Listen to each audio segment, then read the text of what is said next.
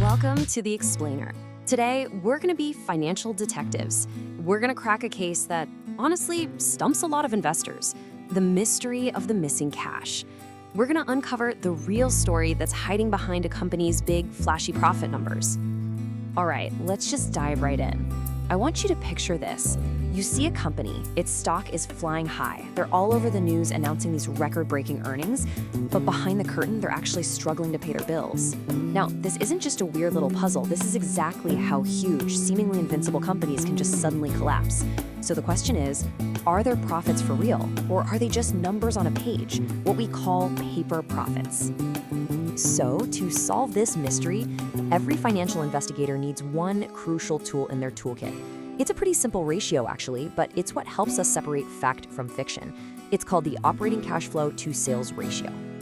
The formula itself is really straightforward. You just take the cash a company generates from its main business, its day-to-day operations, and you divide it by its total sales. What this really tells you is how much hard, cold cash the company is able to squeeze out of every single dollar of sales it makes. Now, here's what's so cool about this, why it's so powerful. You can really think of it as a financial truth serum. See, reported earnings, they can be tweaked and managed with all sorts of accounting rules. But cash is just cash. It's real, it's in the bank, or it isn't. This ratio cuts through all that noise, and it shows you the actual quality of a company's revenue. Okay, so we have our clue, but how do we, interrogate it? What story does this ratio actually tell us when we start looking at the numbers? Well, it's really a tale of two companies. A high ratio, that tells a story of strength. It suggests the company is running super efficiently and that its earnings are high quality. But a low ratio, that's a potential red flag.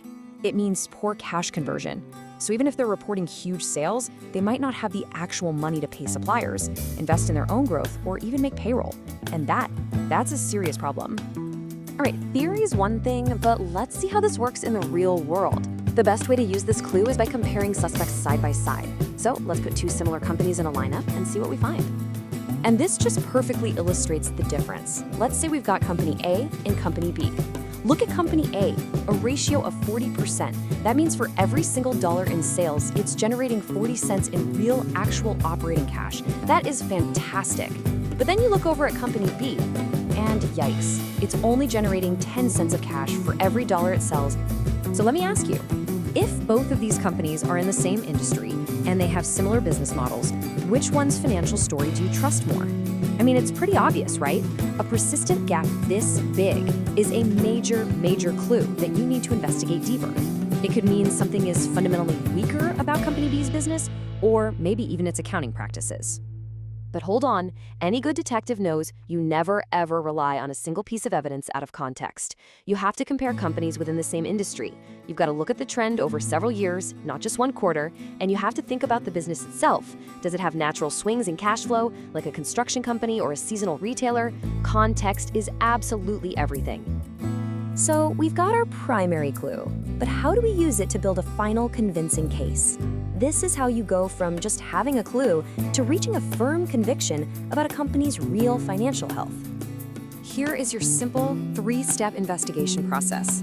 Step 1, look at the profits the company claims. Use a ratio like return on equity, which tells you how much profit they make with the money shareholders invested. That's their official story. Step 2, bring in our truth serum, the OCF to sales ratio, to see if that story is backed by cash. And finally, step 3, if both of those things are strong, then you can reach a confident verdict. That powerful 1-2 punch is how you confirm you're looking at a genuinely healthy business. And that right there, that's the key takeaway. You're looking for that powerful combination. When you see high profitability that's supported by strong, real cash flowing in, you can be so much more confident that the company's success is the real deal and not just some accounting illusion. So what I hope you take away from this is a new, powerful lens. The next time you see a company reporting these amazing earnings, you'll know to ask that crucial follow-up question, yeah, but are they turning those sales into cash? This one tool can help you spot the difference between a great story and a great business. The only question left is, which company are you going to investigate first?